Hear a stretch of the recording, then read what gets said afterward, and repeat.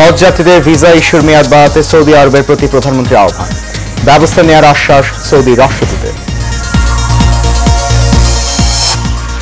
আন্দোলনের নামে বিএনপি সহিংসতা করলে পালানোর পথ পাবে না, মন্তব্য ওবায়দুল কাদেরের।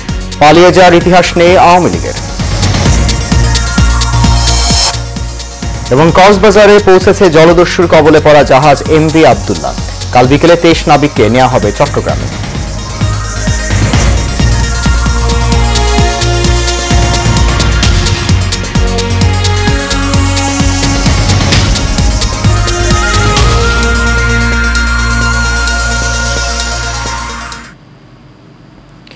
সবাইকে স্বাগত জানাচ্ছি এশিয়ান নিউজে। আপনাদের সাথে আছি আমি সৈয়দ মাহিউজ্জামান মুখর। শুনছেন বিআরবি কেবল ইন্ডাস্ট্রিজ লিমিটেড সংবাদ শিরোনাম। যাচ্ছি পুরো খবরে। নিবন্ধিত সকল হজ যাত্রী যেন হজ পালন করতে পারে, সেজন্য হজের ভিসা ইস্যুর মেয়াদ আরও বাড়াতে সৌদি আরবের প্রতি আহ্বান জানিয়েছেন প্রধানমন্ত্রী শেখ হাসিনা। সকালে গণভবনে ঢাকায় নিযুক্ত সৌদি আরবের রাষ্ট্রদূত ইসা বিন ইউসুফ আল দুহাইলান সৌজন্য সাক্ষাৎ করতে গেলে তিনি আহ্বান জানান। বৈঠকের পর ব্রিফিংয়ে প্রধানমন্ত্রীর speech writer M Nazrul Islam এ তথ্য জানান। বিভিন্ন জটিলতায় সৌদি আরব থেকে এখনও ভিসা পাননি 10,000-এর বেশি হজ যাত্রী। সৌদি রাষ্ট্রদূত বলেন, হজ পালনের জন্য এখনও যারা ভিসা পায়নি তাদের জন্য ভিসা দেওয়ার উদ্যোগ নিচ্ছেন তিনি। এ সময় তিনি প্রধানমন্ত্রীকে জানান, বাংলাদেশের কিছু প্রকল্প বাস্তবায়নে তার দেশের বিনিয়োগকারী কোম্পানির আগ্রহ রয়েছে। সেসব প্রকল্পের তালিকা প্রধানমন্ত্রীর কাছে হস্তান্তর করেন সৌদি রাষ্ট্রদূত। সৌদি আরবের থাকা প্রবাসী বাংলাদেশিদের বৈধ পথে রেমিটেন্স পাঠাতে রাষ্ট্রদূতকে পদক্ষেপ নেওয়ার আহ্বানও জানান প্রধানমন্ত্রী।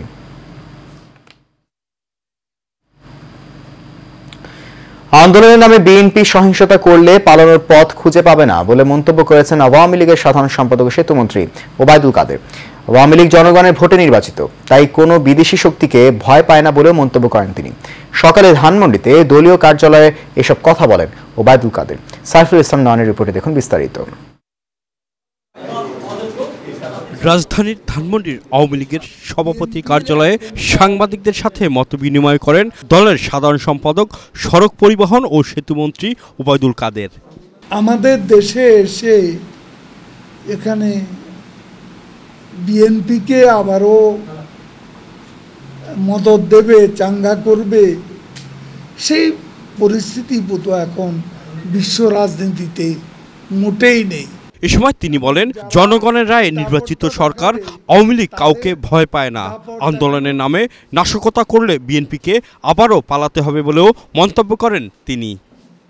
আবারও আন্দোলনের নামে সন্ত্রাস শুরু করলে বিএনপিকেই পালাতে হবে, এবং তারা যদি সে চিন্তাই করে তাহলে পালিয়ে যাওয়ার পথ তাদেরই খুঁজতে হবে। ওবায়দুল কাদের বলেন, আওয়ামী লীগের ইতিহাসে পালিয়ে যাওয়ার কোনো রেকর্ড নেই। 2007 সালে আর রাজনীতি করব না এই মুসলেখা দিয়ে বিদেশে পালিয়ে গেছেন বিএনপির মূল নেতা। 2007 সালে আর রাজনীতি করব না এই মুসলেখা দিয়ে বিদেশে পালিয়ে গেছে বিএনপির এখনকার যিনি ভারপ্রাপ্ত চেয়ারম্যান, সেই তারেক রহমান। তাদের মূল নেতা পালিয়ে আছে।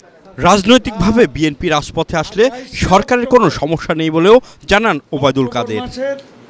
28 তারিখে সাইফুল ইসলাম নয়ন, এশিয়ান টেলিভিশন, ঢাকা। সোমালিয়ার জলদস্যুদের হাতে জিম্মি দশা থেকে মুক্তির 1 মাস পর 23 নাবিক নিয়ে কক্সবাজারে পৌঁছেছে এমভি আব্দুল্লাহ জাহাজটি। শিপিং কর্তৃপক্ষ জানিয়েছে, সোমালিয়ান জলদস্যুদের কবল থেকে মুক্ত হওয়া জাহাজ এমভি আব্দুল্লাহ 23 নাবিক নিয়ে কুতুবদিয়ায় নোঙর করেছে। আগামীকাল বিকেল 4টায় লাইটার জাহাজে এমভি আব্দুল্লাহ নাবিকদের চট্টগ্রাম বন্দরের KSRM এর জেটিতে আনা হবে। সেখানে তাদের বরণ করবেন স্বজনরা। এর আগে আরব আমিরাত থেকে পণ্য খালাস ও বোঝাই শেষে দেশের পথে রওনা দেয় এমভি আব্দুল্লাহ। গত 12 মার্চ ভারত মহাসাগরে সোমালিয়ান জলদস্যুর কবলে পড়ে জাহাজটি।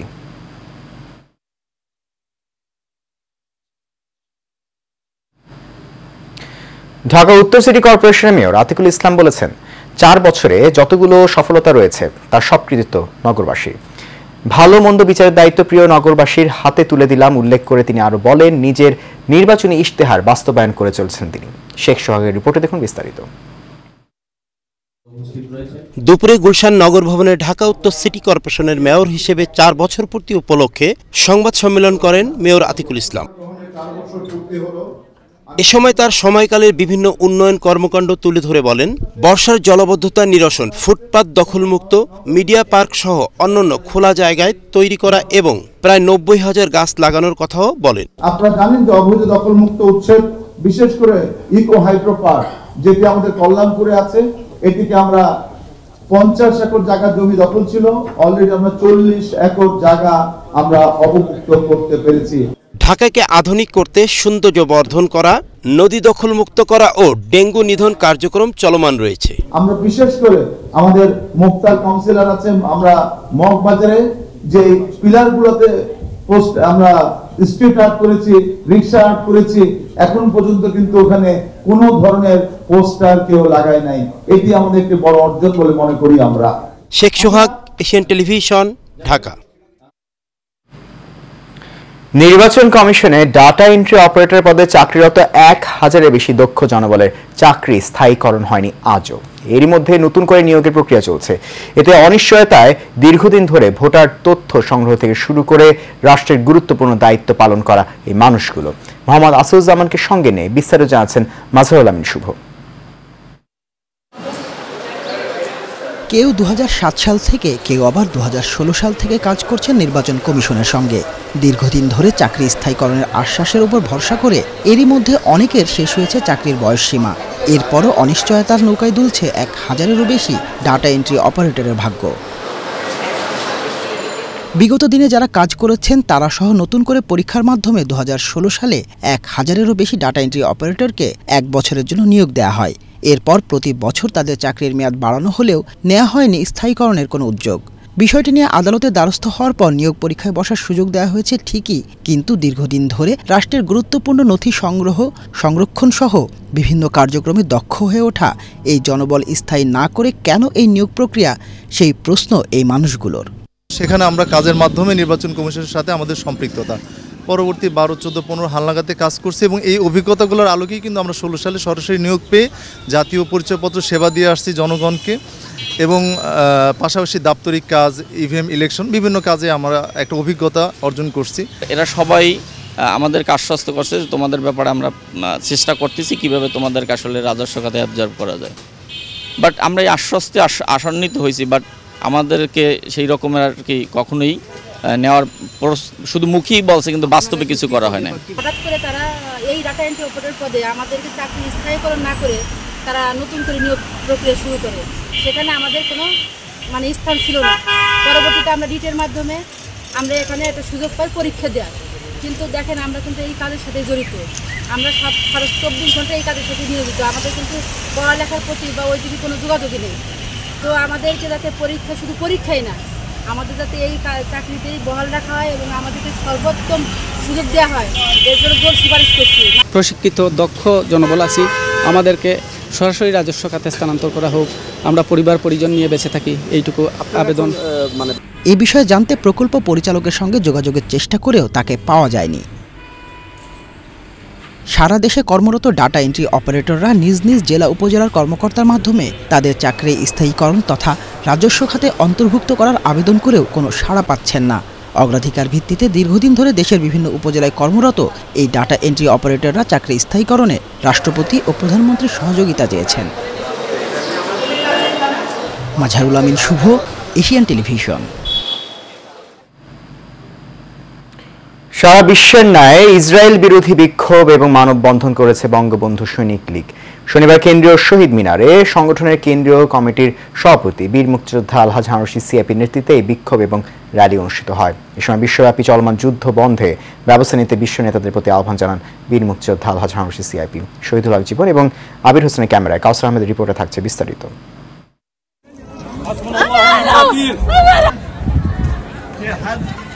ফিলিস্তিনিদের উপরে ইসরায়েলি বর্বর বাহিনীর চালানো আগ্রাসনে পুরো বিশ্বে নিন্দার ঝড় উঠেছে। প্রত্যক্ষ পরোক্ষ মদদ রয়েছে এমন কয়েকটি দেশের জনগণও ইসরায়েল বিরোধী বিক্ষোভ করে আসছে। ফলে দু একটি দেশ ছাড়া সবাই এখন ফিলিস্তিনিদের চলমান অবস্থার অবসান চাইছেন। বিশ্বে অন্যান্য দেশের মতো বাংলাদেশও সরব বিষয়টি নিয়ে। বর্তমান সরকারের প্রধানমন্ত্রী আন্তর্জাতিক প্রায় সব অঙ্গনেই মুক্তিকামী ফিলিস্তিনিদের পক্ষে কথা বলে যাচ্ছেন নিয়মিতভাবে। এর ধারাবাহিকতায় বঙ্গবন্ধু সৈনিক লীগের সভাপতি বীর মুক্তিযোদ্ধা আলহাজ হারুন রশিদ সিআইপির নেতৃত্বে কেন্দ্রীয় শহীদ মিনারে ইসরায়েল বিরোধী বিক্ষোভের আয়োজন করা হয়। কমিটির সংগ্রামী সভাপতি বীর মুক্তিযোদ্ধা আলহাজ হারুন রশিদ সিআইপি আলহাজ হারুন রশিদ সিআইপি ডাকে সাড়া দিয়ে শুধু সংগঠনের নেতাকর্মীরাই নন, জড়ো হয়েছিলেন সাধারণ জনগণও। এ সময় তার বক্তব্যে তিনি বলেন, প্রধানমন্ত্রী শেখ হাসিনা যেমন ইসরায়েলের আগ্রাসনের ব্যাপারে পুরো বিশ্বকে আহ্বান জানিয়েছেন, তেমনি আরব সহ পুরো বিশ্বের মুসলমানদের সোচ্চার হওয়ার আহ্বান জানান তিনি। মাননীয় প্রধানমন্ত্রী নির্দেশে সারা বিশ্বে এই ফিলিস্তিনির পক্ষে কথা বলে যেতেছে। যেই কোনো মিটিংয়ে যায় প্রথম ফিলিস্তিনি, তারপরে আমাদের রোহিঙ্গা, এই কথা দুইটা জিনিস বলে যেতেছে।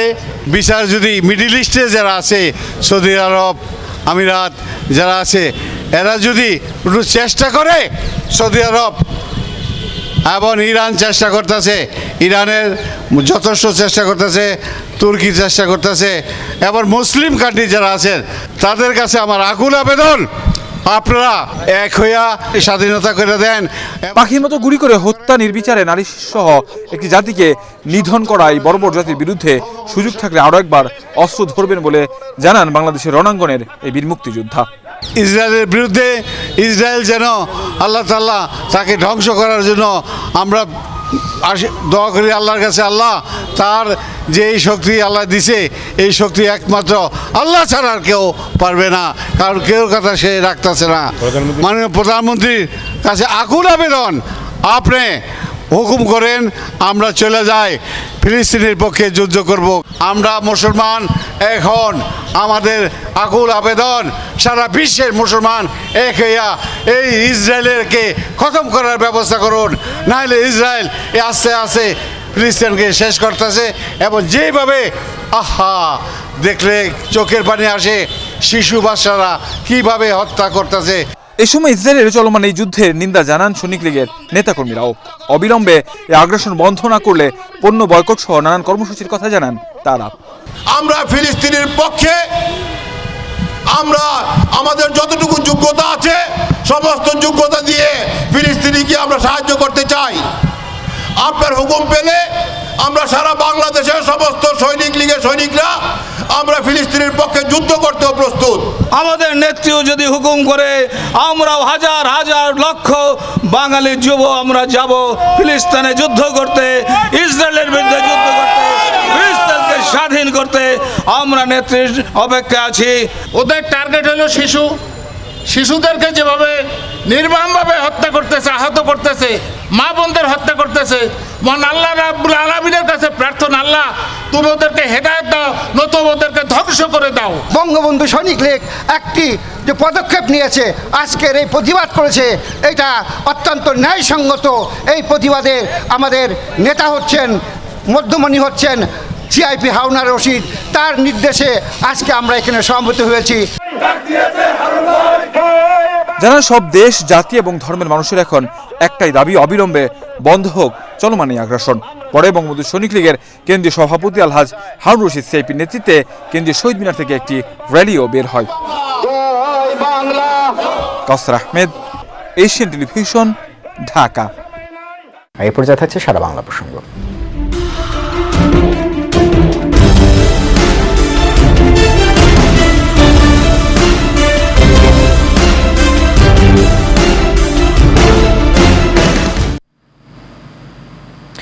মুন্সিগঞ্জের লৌহজং উপজেলার খিদিরপাড়া ইউনিয়নে দিনব্যাপী গণসংযোগ করেছেন দোয়াত কলম মার্কার প্রার্থী বি.এম. শোয়েব সিআইপি।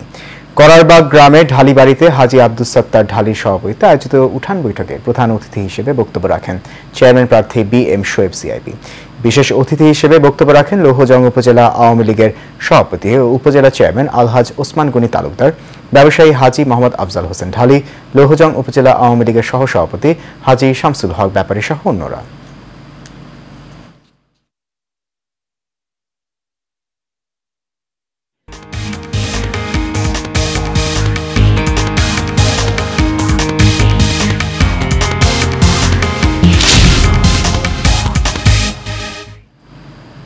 এবার আন্তর্জাতিক প্রসঙ্গ।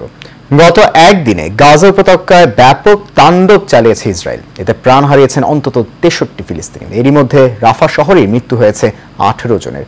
হামাস নিয়ন্ত্রিত স্বাস্থ্য মন্ত্রণালয় এই তথ্য প্রকাশ করে। রাফা শহর থেকে প্রায় 3 লাখ ফিলিস্তিনি অন্যত্র সরে গেছে।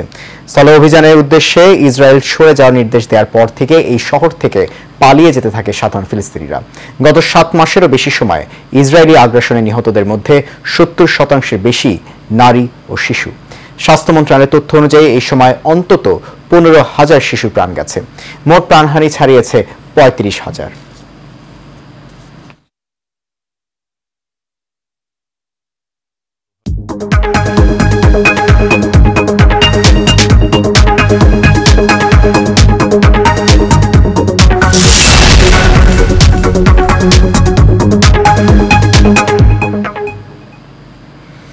এবার জানাবো বাণিজ্য সংবাদ। প্রসাধনী সামগ্রীর ক্ষেত্রে বিশুদ্ধতার অঙ্গীকার নিশ্চিত করে যাত্রা করেছে ন্যাচুরাকেয়ার। প্রাকৃতিক সুস্থতার জগতে স্বাগত জানাতে দুর্বার অঙ্গীকার নিয়ে বাংলাদেশের বাজারে আত্মপ্রকাশ করেছে প্রতিষ্ঠানটি। সম্প্রতি গাজীপুরে কালীগঞ্জে CCULB রিসোর্ট ও কনভেনশন হলে অনুষ্ঠিত এক অনাড়ম্বর অনুষ্ঠানে ব্র্যান্ডটি উন্মোচন করা হয়। এ সময় প্রতিষ্ঠানটির ব্যবস্থাপনা পরিচালক Asif Wahab Khan, CEO Mohammad Nazimuddin, head of business strategy Aditya Som, head of marketing Shams Arifin, head of sales Mohammad Imtiaz Osman Talukdar, mother প্রতিষ্ঠান পদ্মা গ্রুপ অফ কনভার্টার্স এর GM অপারেশন গোলাম কিবরিয়া খান সহ অন্যরা উপস্থিত ছিলেন।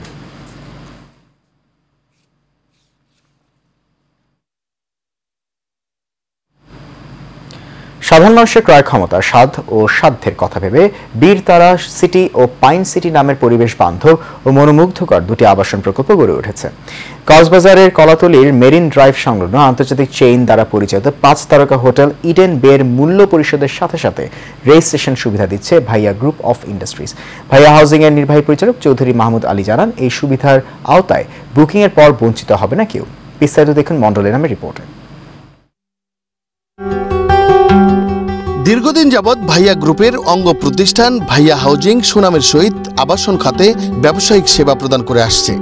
ভাইয়া হাউজিং এর বীরতারা সিটি ও পাইন সিটি এবং কক্সবাজার কলাতলি 5 তারকা হোটেল ইডেন বেতে গ্রাহকরা বুকিং দিলেই স্বপ্ন নয়, ভবিষ্যতে সৌভাগ্যের ইঙ্গিত হয়ে দাঁড়াবে এই বিনিয়োগ। সত্যি আমাদের নিজেদের হোটেল? হ্যাঁ, ইডেন বে। ভাইয়া হাউজিং এর নির্বাহী পরিচালক চৌধুরী মাহমুদ আলী বলেন, আবাসন প্রকল্পে সাধারণ মানুষের স্বপ্ন পূরণে কাজ করে যাচ্ছে ভাইয়া গ্রুপ অফ ইন্ডাস্ট্রিজ। সাধারণ মানুষের জন্য যেটা ক্ষুদ্র ক্ষুদ্র শেয়ার আকারে দিচ্ছি। সাপোজ কেউ যদি একটা শেয়ার কিনতে পারে, হোটেলের মালিকানা সাবকো আমরা রেজিস্ট্রেশনও দিচ্ছি। একটা শেয়ার 5 লাখ টাকায় কিনলে সে বছরে 2 রাত 3 দিন থাকার ফ্যাসিলিটি সহ টোটাল হোটেলের লভ্যাংশের একটা ভাগ সে পাচ্ছে। এ সময় তিনি আরো বলেন, ভাইয়া হাউজিংয়ে যে কোনো গ্রাহক প্লট বা ফ্ল্যাট বুকিং দিয়ে কোনো ধরনের বিপদে পড়ে গ্রাহক যদি কিস্তি দিতে ব্যর্থ হয়, তারপরও ওই গ্রাহক বিশেষ বিবেচনায় তার কাঙ্ক্ষিত প্লট বা ফ্ল্যাট বুঝে পাবে। কিস্তি চালানোর মাঝপথে বিকলাঙ্গ হয়ে যায় বা কিস্তি চালানোর ক্ষমতা হারিয়ে ফেলে কিংবা মারা যায়, এক্ষেত্রে তার পরিবারকে আমরা প্লটটা যত সময় হ্যান্ডওভার করব এবং বিশেষ বিবেচনাতে তাদের কিস্তিগুলো আমরা মওকুফ করব। মন্ডলের নাম, এশিয়ান টেলিভিশন, ঢাকা। এই পর্যায়ে থাকছে HM স্টিল চট্টগ্রাম সংবাদ।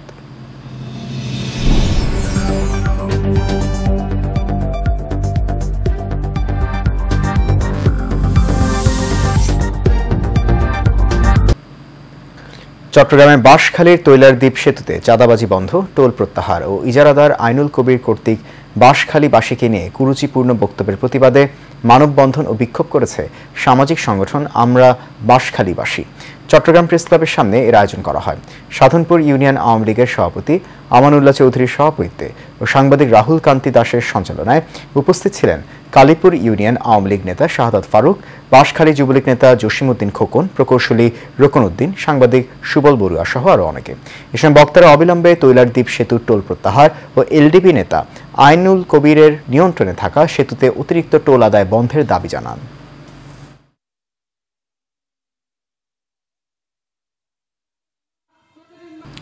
শেষ করবে এশিয়ান নিউজ। তার আগে BRB কেবল ইন্ডাস্ট্রিজ লিমিটেড সংবাদ শিরোনামগুলো জানিয়ে দিচ্ছি আরও একবার।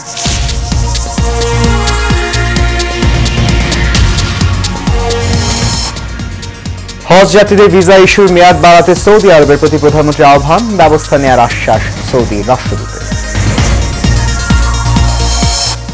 আন্দোলনের নামে বিএনপি সহিংসতা করলে পালানোর পথ পাবে না মন্তব্য ওবায়দুল কাদেরের। পালিয়ে যাওয়ার ইতিহাস নেই আওয়ামী লীগের।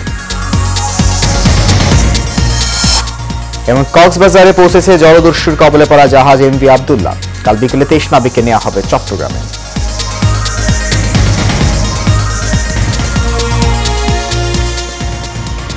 এশিয়া নিউজ এ পর্যন্তই। আমাদের পরবর্তী সংবাদ দেখার আমন্ত্রণ রইল। এতক্ষণ সঙ্গে থাকার জন্য অনেক ধন্যবাদ সবাইকে।